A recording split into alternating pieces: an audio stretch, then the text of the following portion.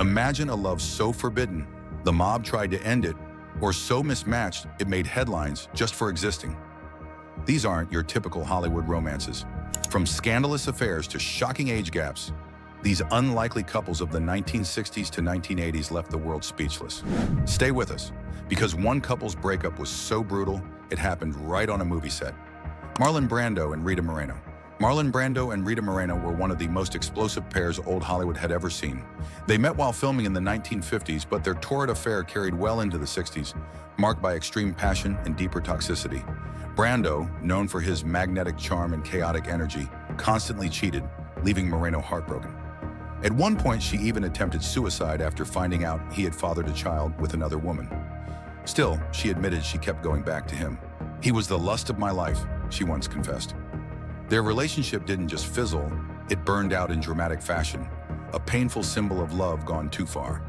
Lucille Ball and Desi Arnaz looked like the perfect couple on screen, but behind the scenes it was a constant tug-of-war. She was America's red-headed comedy queen. He was a Cuban band leader with a love for nightlife. They met on the set of Too Many Girls and married in a whirlwind, but their cultural differences and Desi's drinking and cheating made things rocky from the start. Still, they created I Love Lucy, one of the most iconic shows ever. By 1960, the stress cracked their marriage and they divorced. But here's the twist. They stayed friends. Lucy once said Desi would always be the love of her life. Even chaos couldn't erase their bond. Elizabeth Taylor and Larry Forensky. Now brace yourself for the most eyebrow-raising romance of Elizabeth Taylor's life, her marriage to construction worker Larry Forensky. By the time they met in 1988 at the Betty Ford Clinic, Taylor had already been married 7 times. Larry was 20 years younger and completely unknown in Hollywood, but somehow sparks flew. The press had a field day mocking their relationship, but Elizabeth didn't care. They married at Michael Jackson's Neverland Ranch in 1991, and although it only lasted 5 years, it showed that Taylor followed her heart no matter how unconventional the match. Sammy Davis Jr. and Kim Novak. Then there's the love story that could have cost lives, literally. When Sammy Davis Jr., a black entertainer, started dating Kim Novak, a white actress, in the 1950s and into the early 60s, the backlash was terrifying. Interracial relationships were taboo in Hollywood, and the couple faced serious threats, including pressure from Columbia Pictures and even the mafia. The studio feared public outrage, and the mob reportedly intervened to separate the two.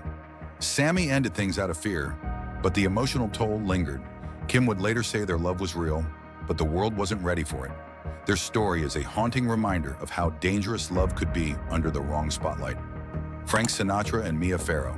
And finally, Frank Sinatra and Mia Farrow, perhaps the oddest couple in old Hollywood history.